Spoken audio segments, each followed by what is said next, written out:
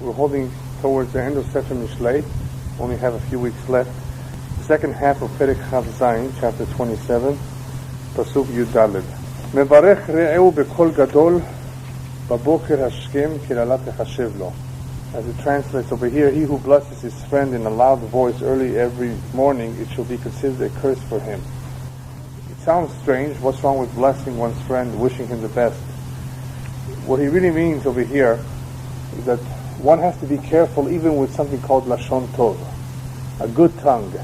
A good tongue meaning you praise and you say good things about someone that was very kind to you, invited you over, helped you out. If you talk too much about the goodness of an individual, what's going to happen is you're going to be inviting all sorts of people to that individual's home. Many people are going to want to get, his help. Oh, he's a good Bal Machnis Orchim, he has guests over, people will take advantage of him and not stay one night, but stay a whole week.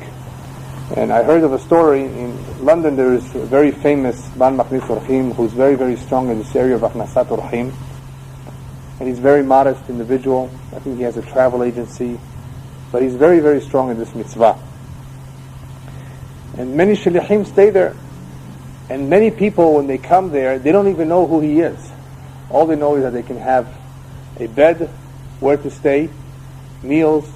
I'm told, this is years ago, I don't know what's going on today, that his wife and daughters help out in the kitchen. The whole day they're cooking for all the people that are coming, streaming in all the time. All sorts of people. Not only Mishlei, people that need a place to stay for the night.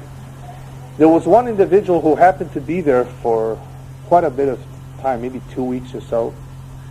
And he goes over to the owner of the house, not knowing that this was the owner. By the way, do you know how long I can stay here? So he says, well, I've been here longer than you and nobody ever told me to leave. So, But, people have to be careful not to take advantage. And that's what he says over here, that if you talk too loud or talk too much about the kindness and goodness, if you talk too much about the goodness or kindness of another individual, then it may hurt that individual, that host, who was trying to do the mitzvah. So be careful with that too. Also, perhaps we can say that this pasuk is also talking about another similar idea that we've already spoken about in the past, that when you speak too much about the praise of an individual, that conversation can eventually lead to Lashon Hara. You begin speaking about how good he is and how he is so and so, and this is what he does. All the good things, all the good qualities. From the good, you eventually can come to speak about the negative too. So you have to be careful not to overdo it, even something which is good, even to talk about the praise, because the praise could lead to Lashon Hara. Next pasuk is a very familiar theme, and you will understand in the next couple of weeks why he's been talking so much about the annoying woman. An annoying woman. Delef tored biyom sagrir ve'eshet midyanim nishtava. He translates it here, a constant dripping on a rain-stormy day, and a quarrelsome woman are alike. When your roof is leaking, you feel it. Not only do you feel it, if it's very heavy, it drives you out of the house. You put a bucket here, well, if it's in one spot, it's okay. You can live with it maybe, but what if it's all over the place? It's hard. It's not a good feeling to have rain coming down in a rain-stormy day when it's a lot of rain. In the same way is a quarrelsome woman. She's always, he calls it quarrelsome. That's true, annoying, quarrelsome, kantranit. In other words, she's very vexing. And this is a constant problem. And because this is a constant problem, it could drive you crazy. Why does he tell it to us? He's spoken about this before. He's put a great emphasis on the woman. When one marries a woman, obviously you want to look for certain things. And what are those certain things? He leaves that towards the end of Sefer Mishlei when he speaks about Eshet Hayil Miyimsa. Beautiful chapter describing a woman of valor. And there are such women in this world. There are women who have many of the qualities, if not all of the qualities that Salomon Melech describes. Hardworking, devoted, loving, and kind to others, and very helpful to their husbands. To have all those qualities is very, very special. And we'll talk about it at length when we get to the last chapter in Mishlei. Beautiful, beautiful. And if you see what he means, you may be able to think about a woman. It may be even your own mother. But it usually will be somebody from the previous generation, because there are not too many women like that today. Unfortunately, many women today are spoiled. All of you are okay. And I don't mean about you. I'm talking about other people. Yeah. There are a lot of spoiled women, especially American, right? American women. Yeah. Right. Yeah. So anyway, that's why he talks about the opposite of the good woman, the Eshet Hayr. He's an annoying woman, a woman who's quarrelsome, always complaining, always has something negative to say, and that can drive a man nuts. It can drive him out of the house. And the reason he points this out is not just to describe us, this type of a woman, but to make us aware that when you choose a woman, don't look at certain things that you might think are important, because what you really want is someone who will be devoted and kind and helpful in the house. And if she's not like that, all she is beautiful, and she has money, but she's a quarrelsome person, I don't think you would want to live with her under the same roof. So that's why he points out that a woman, it's not another individual who you see once a day, once a week, under the same roof a whole day. Some people, would like to retire. But what happens when they come home is that they see what it's like living with their wife. They've been for 30, 35 years, from 8 to 5, they've been working. They didn't taste what she's really like. And now to be in the same house with this woman the whole day, they are forced to go back to work. Yeah, a lot of people have told this to me. They're forced to go back out of retirement, go back to work only because they don't want to be in the house. They have a difficult relationship. So anyway, so when we get to Eshet Hayr, you will understand that there are all types of individuals in this world, and of course the woman makes the home, and it's definitely a beracha. If one has a peaceful home, a harmonious home, it does not only depend on the woman, of course it depends on the husband too, but it makes a big difference who this woman is. In continuing to talk about this annoying woman, difficult woman, he says, the next pasuk reads, Sofenea tzafan ruach v'shemen yemino yikra. He who guards her guards the wind. Can you catch the wind? You can't catch the wind. And he calls the oil of his right hand. It's a little bit of a difficult pasuk, but what he's trying to say, in the same way that you cannot catch or guard the wind, you cannot hold it back, in the same way that you cannot hide. If you smear yourself with oil that has a good smell, it will smell. You put yourself a little bit of fragrant oil, a little bit of perfume, people will be able to know that. People will be able to detect it. One who has such a woman in his house, it's going to be very difficult to hide, because she will not be just annoying in the house. Her nature will come out in the open. People will find out about it, and probably they will feel sorry for this guy. This is the one who he has to live with. A lot of people perhaps have the question when they read this, well, why doesn't he just divorce her?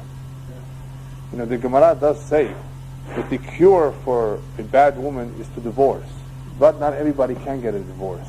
When the children are very small, it may not be in the best interest of the children, especially if she's okay with the kids. Just the two of them are having a hard time. When two people are having a hard time, you do need to consider what's in the best interest of the children, not just of yourself. Or if he had promised her a big ketuvah, and he can't afford it, to pay her off. So he has to live with her under the same roof, because he can't afford to divorce her. Today in the United States, there's no forced divorce. Yeah, but what happened? But here, as you know, you have to split 50-50. And some people don't want to split 50-50. It could be greedy or whatever. It's greedy. Yeah, well, yeah, it could be. And that's why they're stuck, with this situation. I guess if it was up to other people, they would just run away. He'd just take the money and leave me alone, right? Yeah.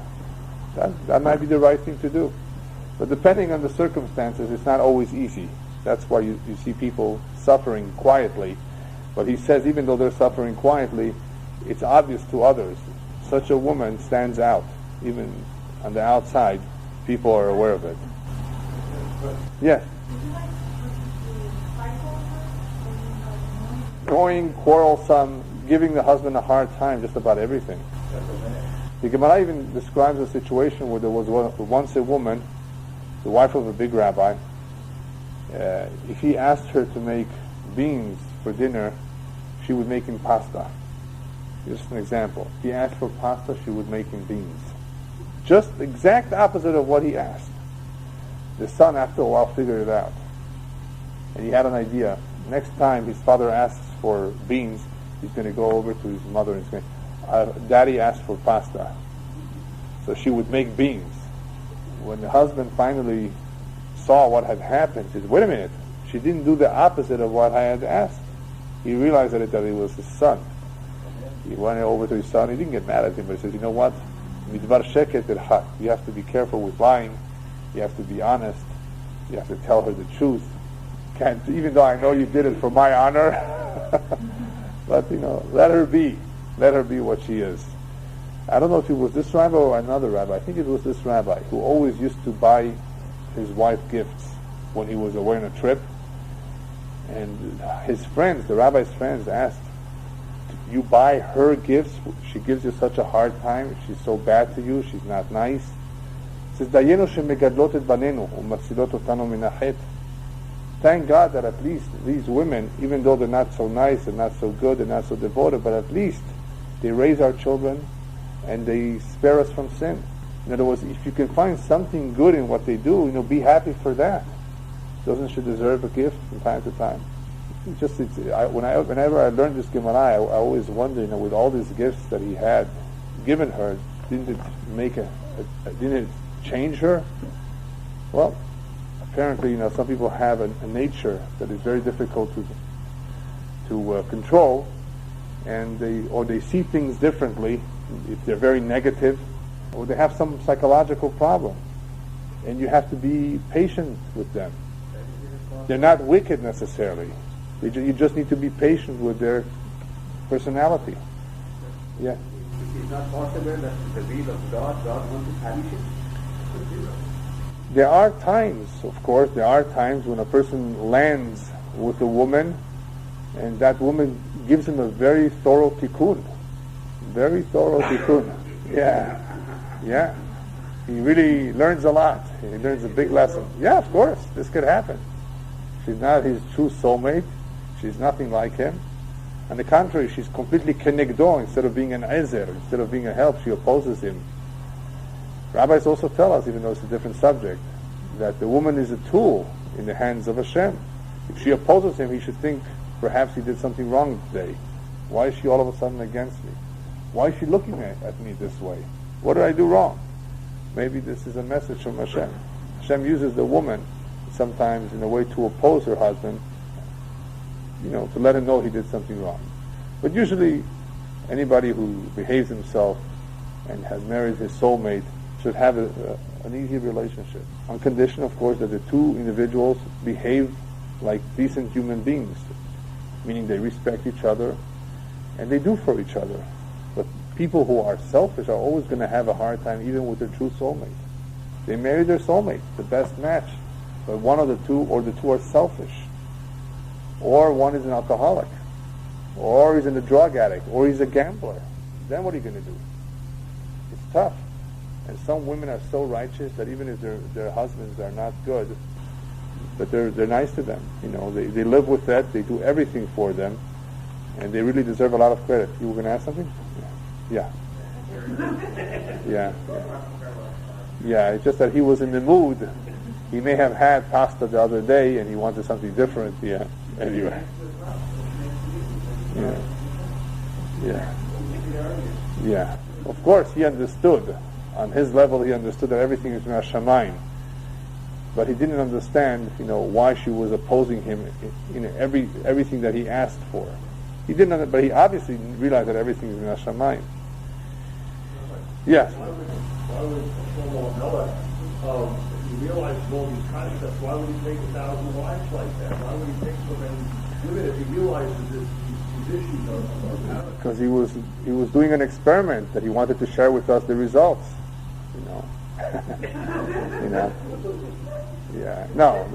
The real reason is that one of the reasons is that he wanted to bring them closer to Judaism.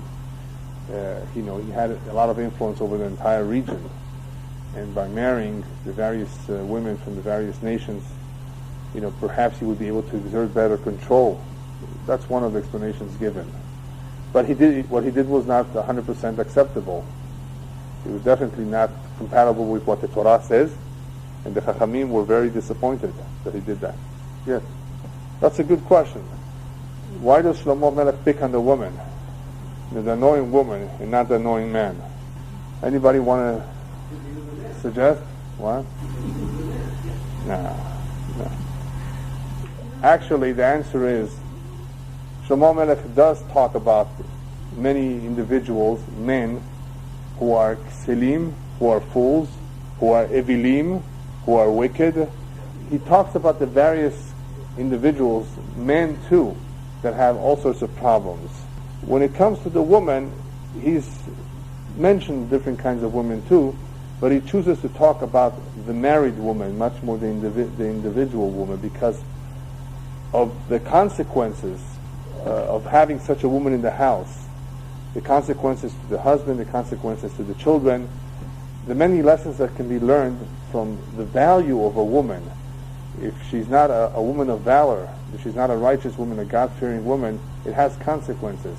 Whereas for the man, he doesn't hold back his whip. He actually lashes out on certain individuals who behave in a very corrupt manner.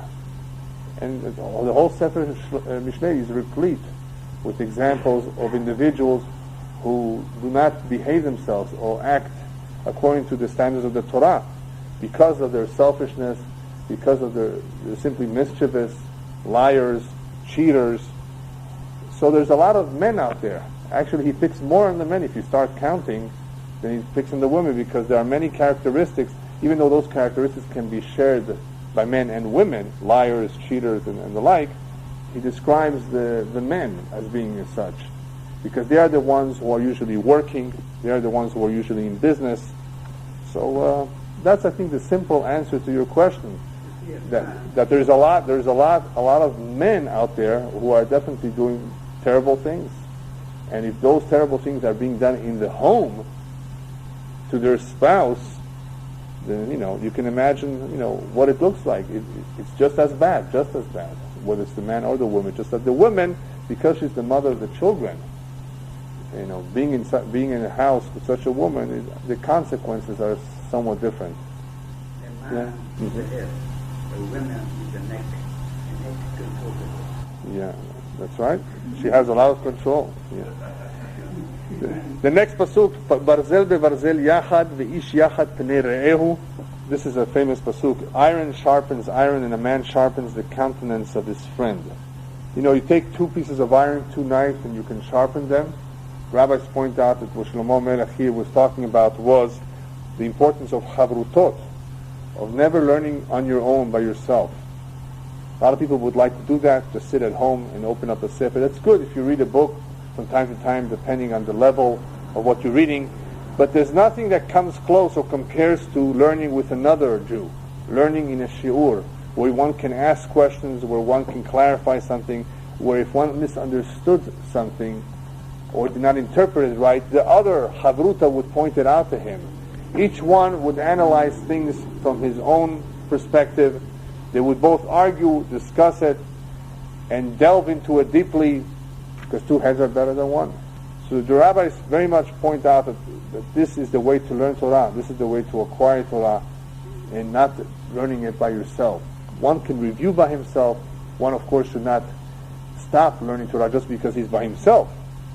But there are many, many areas in the Talmud and in the Midrash and the Halakha that you gain a lot more by learning with a Havruta.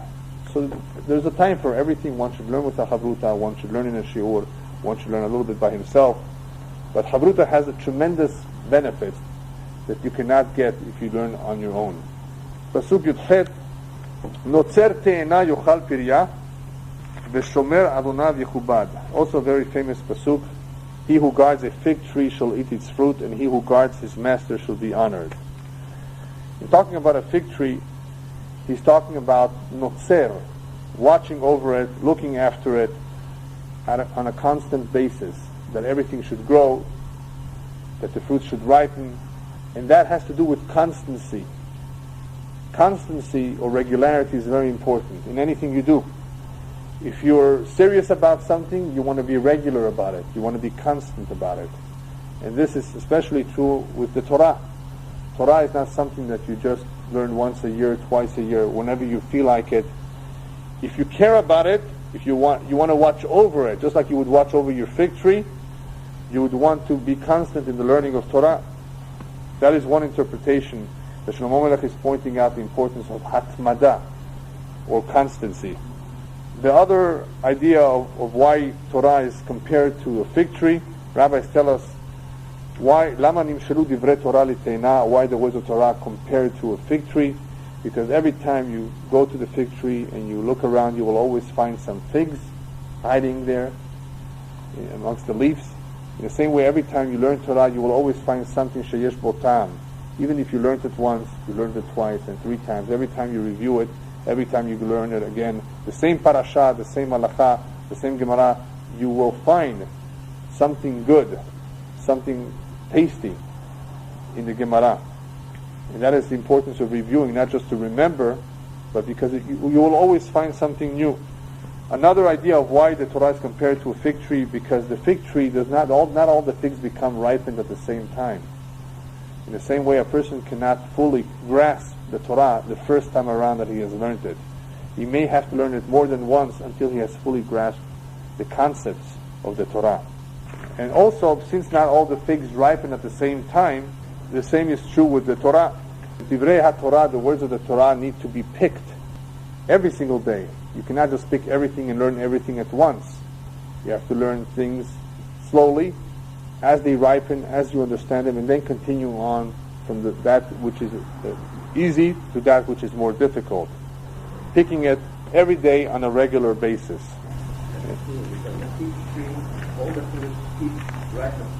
Pretty much. Sure. Yeah. And now we've come to one of the most interesting Pesukim in Mishlei. I say interesting because everything is important, so I use the word interesting. Shlomo Melech in Mishlei reveals to us a lot of his experience with human beings. And one of the most interesting things about human beings is how certain human beings get along with certain human beings and others don't get along very well. Some people are compatible, some people are attracted, some people are not attracted, some people like each other, some people don't like each other. And he touches a little bit about this subject. And he tells us in the following pasuk, Kamayim panim la panim ken lev ha'adam la'adam. As in water face answers to face, so is the heart of a man to a man. If you just read the words, read the translation, you will not understand what he's talking about.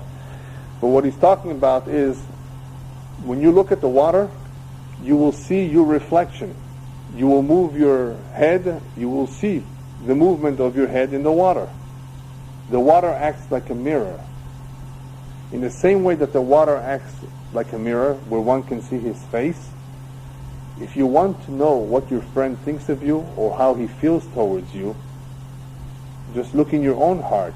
And how do you feel towards them? They feel exactly towards you. Now, we're not talking about a casual encounter. We're not talking about two individuals that know each other superficially. And we're not talking about two individuals who know themselves just for a week or two. Because then there may be impressions, wrong impressions too. We're talking about two friends, two individuals that know each other for quite a while. Even though rabbis tell us, "En adam yodea ma shebelibo shel chavero," one can never know what is going on deep down in the heart of his friend, because you cannot read his heart. What is going on in his thoughts? What is going on in his heart?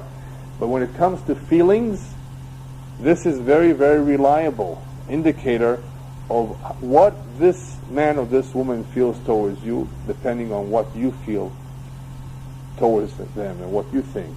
So if Reuven likes Shimon, Shimon likes Reuven. If Leah likes Sarah, Sarah likes Leah. If one does not like or doesn't really feel good in the company of another individual, that other person also doesn't think too highly and wouldn't care to be in the company of this individual, unless of course he wants his money. Right? They pretty much feel the same about each other. Now, I've explained this concept in the past. It is possible for two people to feel similar about each other, but one of them goes more out of his way to do for the other. Husband and wife, they both like each other. They really do. But the wife, does a lot more for the husband. It doesn't mean that the husband doesn't love her. He still likes her. He may not be as expressive. Some men are more expressive than others. Everybody celebrates birthdays differently. Some people do it with balloons. Some people do it with a nice poetic card. Others with a nice cake with candles on it. Others by going out to a restaurant.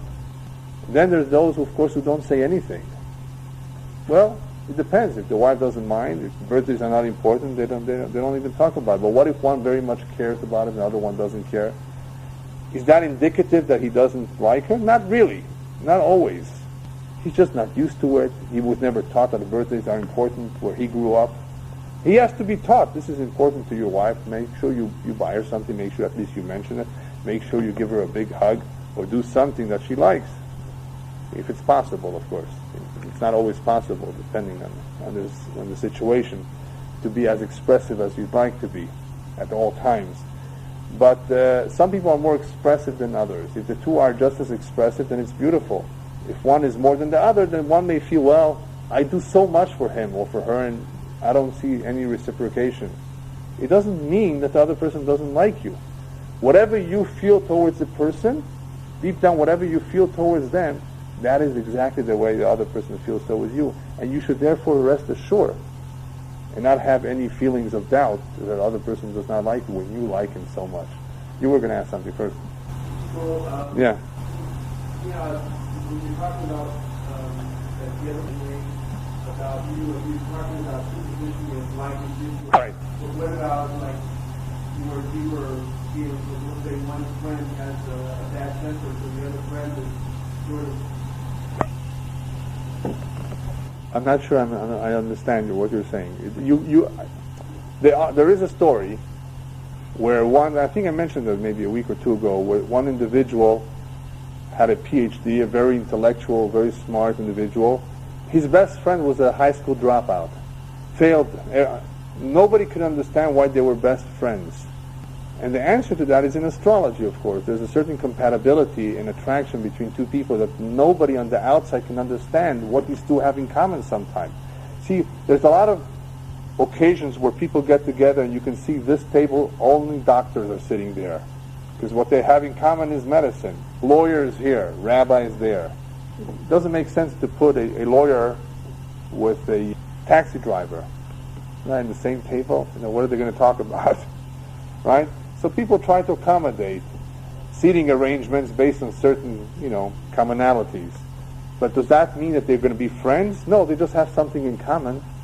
But you could have a lawyer who's best of friends with somebody who's a gabbai in a bet HaKnesset, a shamash, the lowest person. He likes him. They very much like each other. Because they're going to have the exact same feelings towards each other. They may not have too much to talk about on a regular basis, right? Because one is on a higher level, one is on another. But that's okay. When people like each other, they don't even have to talk. They can sit and just enjoy being in the company of the other. They can eat together and enjoy it very, very much. Some people, the only connection between them is the communication. They're very good in communicating with each other, talking to each other about whatever subject. But the feelings are not as strong. Yes, 1,000%. It's a proven thing. Whatever you feel now you can a man can be infatuated with a woman because he has strong feelings and she doesn't care about him. Created a bond between themselves. Just from a distance, he is infatuated. He thinks he likes her. He's really physically attracted. There's something in the chemistry. in the biology there, but it's not true. It's not deep love. It's not even friendship. We're not talking about that, because that's misleading. We're talking about two individuals who have gotten to know each other, who communicate with each other, who live with, in other words, who live together in the same community. They attend the same school, the same shul. They're aware of each other. They know each other. For a while, you can rest assured that however you feel towards a person, they feel towards you exactly the same way. If you can't stand them, they can't stand you. Now, one can be more severe in, I can't stand her seeing it. There's an expression in Spanish, I can't even see him in a painting. That's, can you imagine? So, some people maybe are more extreme in how much they dislike a person. Some people could be much more extreme about how much they like someone, because their feelings are very, very deep and very possessive and attached. Oy vay, if she catches you speaking to another woman. If you're married to a Scorpio, yeah, you're in trouble. A woman Scorpio, that is. Yeah, because I know you're a Scorpio. So, but that, yeah, I can feel it. What about the hospital Reka Kamoka, Rabbi? How can you have any negative feelings towards a person in a very strong way and still fulfill the mitzvah of the hospital Reka Kamoka? All V'atar Lecha Kamocha means is that you should be as concerned for someone else as you want him to be concerned for you. Be respectful of each other. Visit him when he's sick, just in the same way you want him to visit you. Show respect. Even if you don't like the person. You don't have to be deeply in love. You don't have to go out of your way. Because it's impossible. You cannot force a person to like someone. The Torah is not telling you you have to love someone. As you said, it's impossible. V'ahavta l'recha kamocha means demonstrate your concern for someone else as much as you want them to be concerned for you. Treat them as an equal. But it doesn't mean ahava the way we understand love.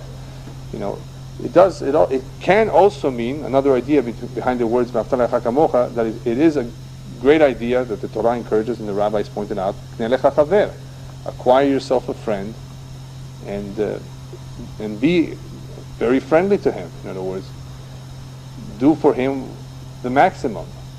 Because when you do have a deep relationship with at least one individual, then you can tell him everything that's on your mind, everything that bothers you. And if he points out something to you that is wrong, you will listen. You will accept his criticism. So there are many benefits of a true friendship. But as I've mentioned this in the past, not everybody is fortunate to have one. And unfortunately, not everybody makes an effort to acquire one. It really has to be important to you. And not to everybody is friendship so important.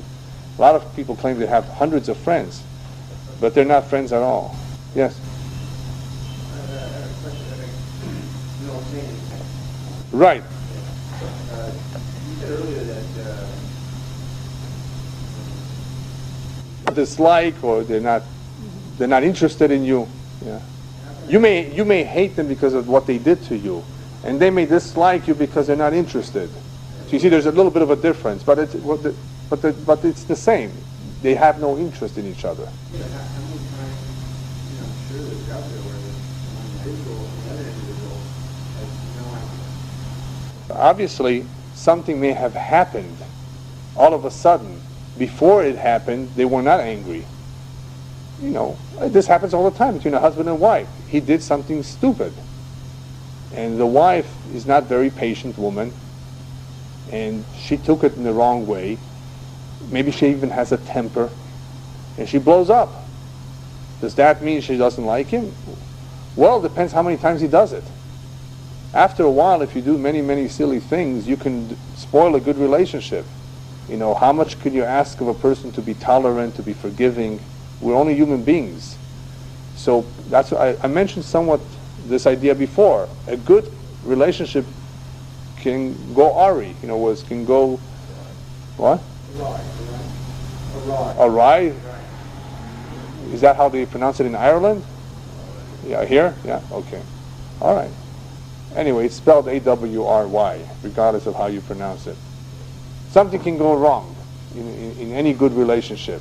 And if you don't have the knowledge, the intelligence, the skills to repair it, then you can blow it. Many people have done silly things. They have betrayed the trust of their husband, of their wives, of their friend. They've stabbed them in the back. Well, that happens.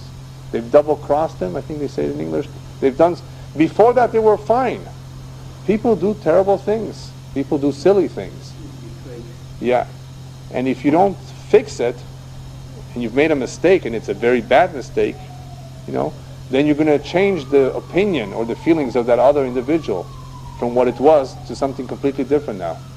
Yeah. Why does Shlomo feel the need to talk about this, Rabbi? Isn't it self-evident? If you like someone, he's going to like you. Is it just for security purposes? No, it's not so self-evident. A lot of people are surprised whenever I talk about this subject.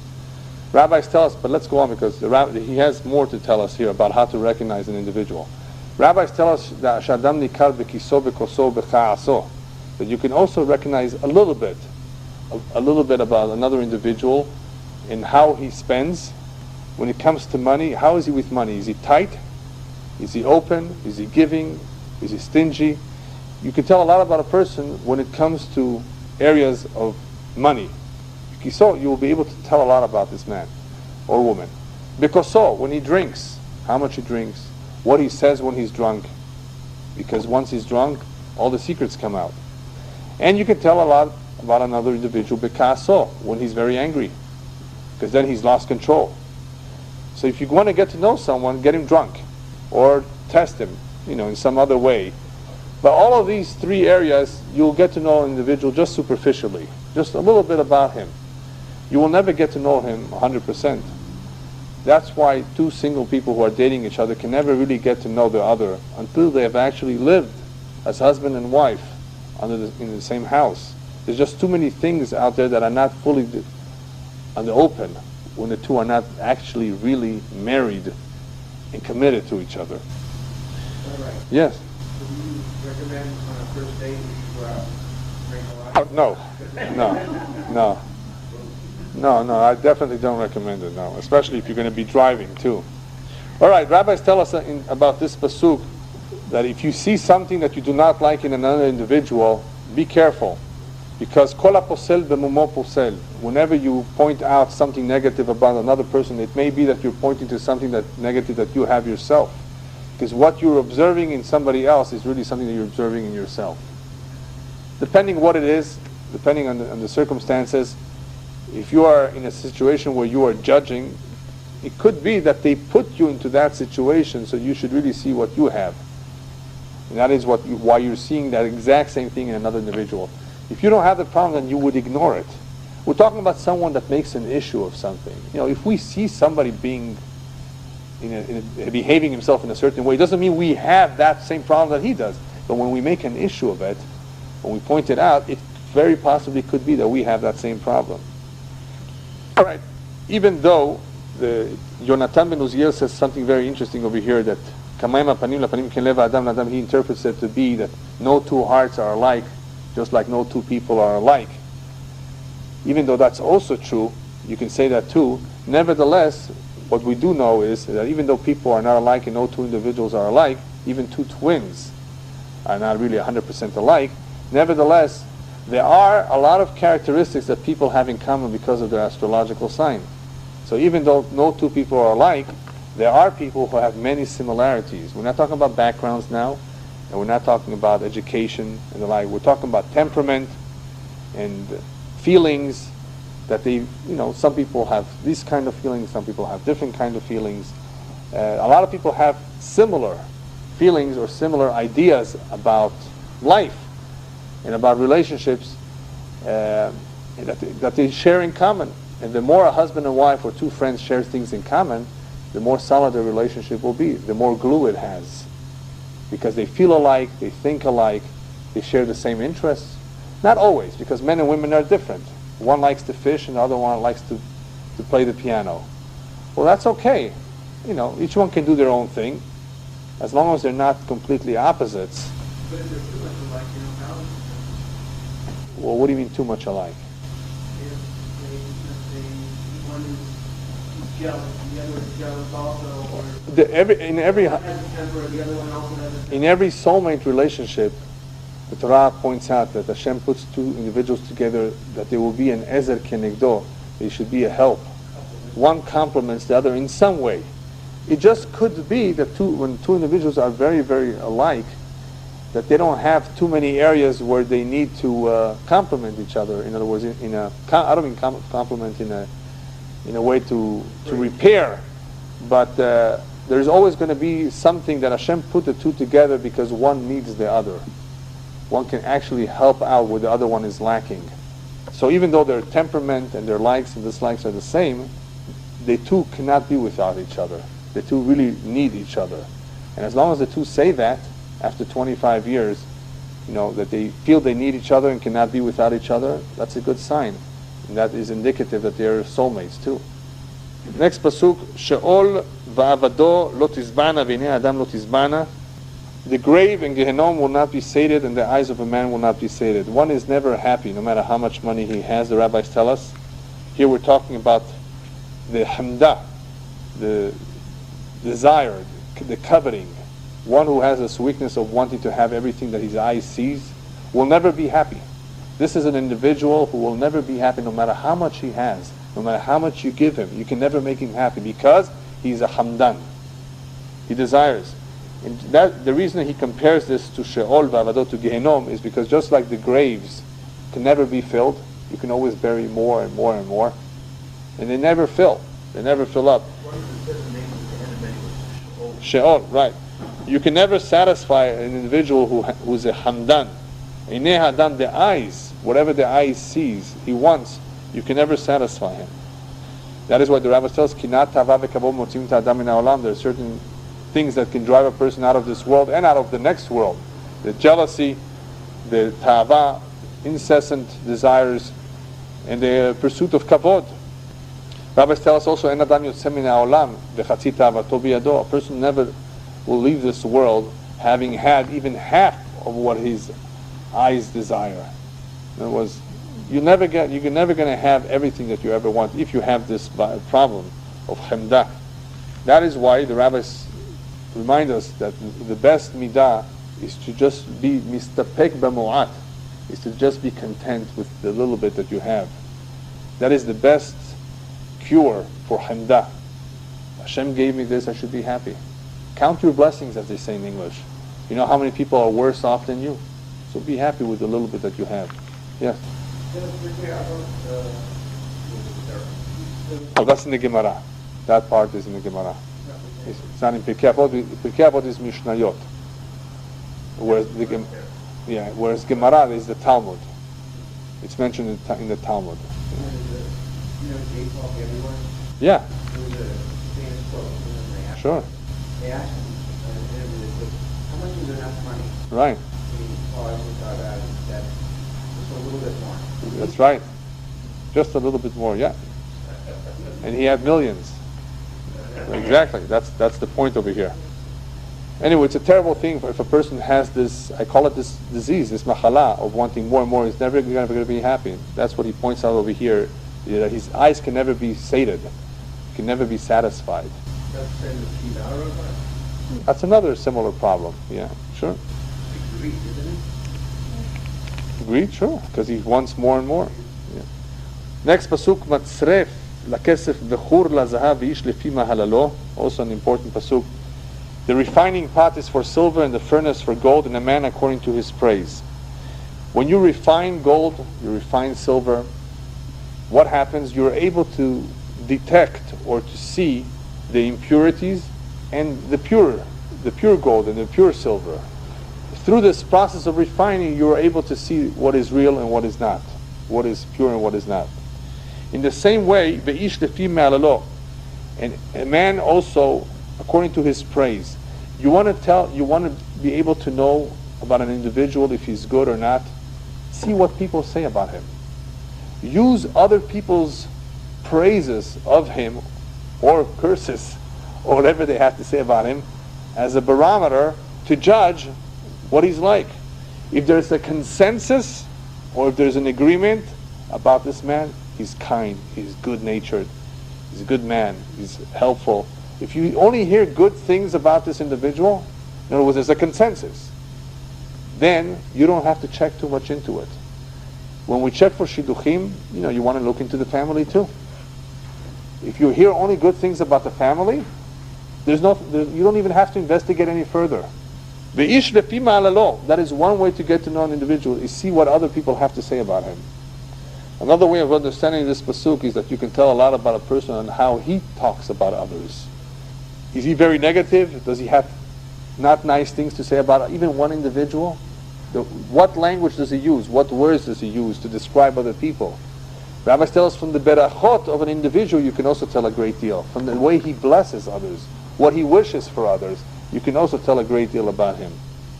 Another interpretation here is in the same way that gold and silver are purified, according to his praise, according to his greatness, according to his level, a person needs to refine himself. The greater a person is, the more they demand of him upstairs b'shamayim. That refinement can be done on his own. That refinement can happen min hashamayim, that they refine him. They send him something to purify him, to refine him. The greater a person is, his yetzer hara is greater. He needs to work on himself too. It's a never-ending process of refining oneself, refining one's midot, refining one's neshama. Yes? More of a tzaddik, yeah, on a higher level. Another way one can tell about an individual what he's like is what does he admire? What does he praise? What does he like? What does he look up to? That can also tell you a lot about an individual. Next pasuk, אם תכתוש את האוויל במכתש בתוך חריפות בעלי לא תסול מעליו איוולתו. If you crush the fool in a mortar among grain with a pestle, his folly will not leave him. What is he trying to say? That a fool, a kesil, or in this case it's really not a kesil, he's talking about an evil. An evil is someone who's not really a fool, is much worse than a fool. So I don't know why he translated here as a fool. A kesil is a fool. Ichtosh ta'elvi means one who is really more of an evil, not a good person. He's not interested in doing good. Even if you hit him over the head, even if you crush him, his folly will not leave him. Rabbis tell us here that a person who is wicked doesn't get it right the first time. Even if he gets a blow, he forgets it very quickly. Somebody who's smart, somebody who's normal, he gets hit over his head, and he asks himself, wait a minute, what just happened? He doesn't want to repeat the same mistake. And Avil, even if he's hit over the head, it won't help him. Just like crushing him in a mortar among grain with a pestle, his folly will not leave him. We spoke about exil several weeks ago, that the only cure for exil is the shevet. Sometimes you have to use the rod, because he doesn't understand logic. You can't argue with him. It's hard to convince him. So sometimes you have to use the rod, the shevet musar, to hit him.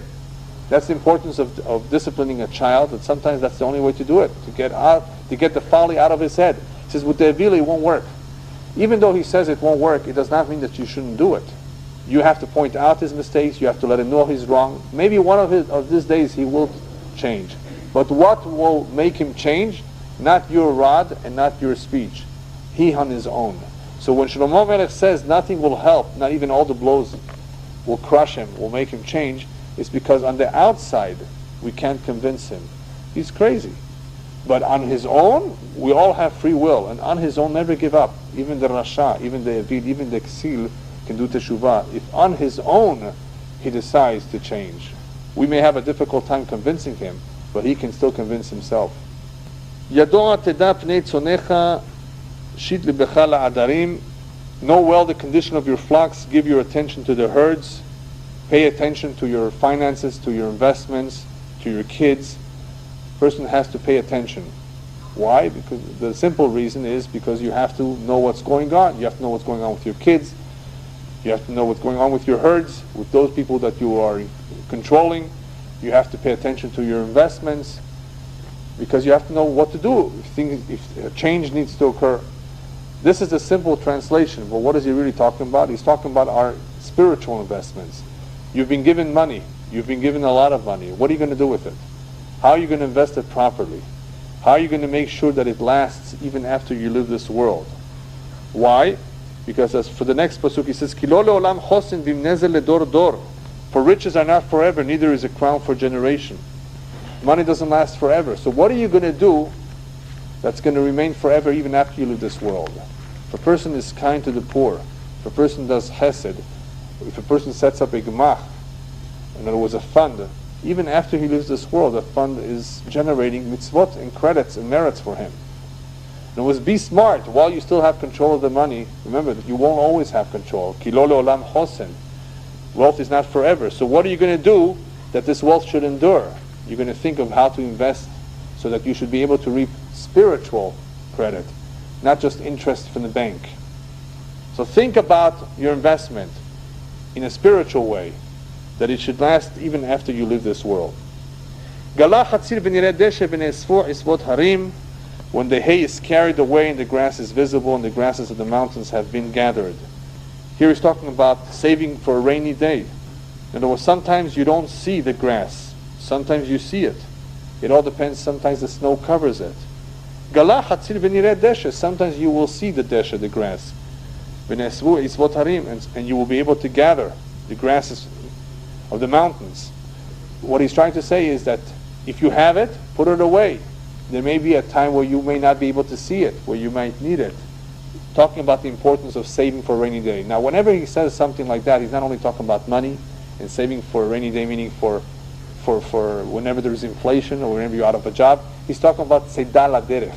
A Jew has to always prepare himself tzeidah, food to take for the journey. Which journey? For the olam haba. What is he going to take with him when he leaves this world? Yeah, everything else is left behind. So prepare yourself while you have it, so that when you will need it. When will you need it most? Later on. There will be lambs for your clothing, and he-goats are the worth of the field. Here he's talking about that a person should put away in this world so that he should have later on in the world to come. How will he put away? By giving to those who need it. When you give it to those who need it, when you will need it, you will have it. In other words, that which a person thinks he's giving away, he doesn't have it anymore. In reality, he is keeping it for himself, for when he will need it. In other words, he will reveal, he will find out that all that he has given away for a good cause, in reality is his. And that's what he says. There will be lambs for your clothing, and he-goats are the worth of the field, using the language of the agriculture, of the field. In other words, just like you will have, if you invest, you will have more and more of these things that you've preserved. In the same way, if you want to preserve that beracha, not only in this world, you want to have more in this world, but you also want to have the merit of it in the world to come when you really need it. Invest in that. That is what the rabbis, that's what the pasuk also says, Valach lefanecha tzidkecha. Your righteousness will go before you. It will accompany you in the world to come. Or as the pasuk in Kohelet says, Shlach lach mecha al pnei hamayim, send your bread upon the water. When you really need it, it's going to come back. Yes? I saw today a word today from the Shia which are church itself, which shomer amunis. The first shot is shomer amunis. The real shot is watch your omeins. Your omeins, yeah. The Zohar says that. Yeah. Goy shomer emunim is those who are very careful with answering amen. Yeah. The last pasuk of the perek, V'dei halav izim lelachnecha lelechem betecha v'chaim lena'arotecha, and enough goat milk for your food, for the food of your household and the sustenance for your maidens. Even though this is a continuation of the previous pesukim, that if you put away in this world, if you do tzedakah in this world, then you will have the benefit of it in the world to come. What it also means is that if you provide for others, you've helped others, Hashem will help you. You will never be lacking. Those who do for others, for the children of others, then their children will not be lacking. As the pasuk says, and we say in Birkat HaMazon, V'lo ra'iti tzaddik ne'ezav v'zar'o mevakesh lachem. I do not see a tzaddik completely abandoned and his children wanting for food, hungry for food. One who cares about others, who has done for others, who has helped others, definitely in that merit, HaKadosh Baruch Hu will make sure that his children and his grandchildren, perhaps the zechut of his deeds, will last for many generations to come. B'ezrat Hashem. We see from this that a person, as much as he has an interest in preserving his wealth, his money, his food, his family, in the same way he has to be concerned to preserve his mitzvot. In other words, to have mitzvot, to have the merit in a rainy day. What's a rainy day? After he departs, when he will need it more than anything else. When we reach the Olam HaEmet, the more we have, the more it will help us. And that's why he encourages one to think about these things, that all of those investments, all of those efforts that one has made to give to others, he will eventually see it resurface. He will see all that grass come out when it will be his turn to need it in Olam HaEmet. B'ezrat Hashem.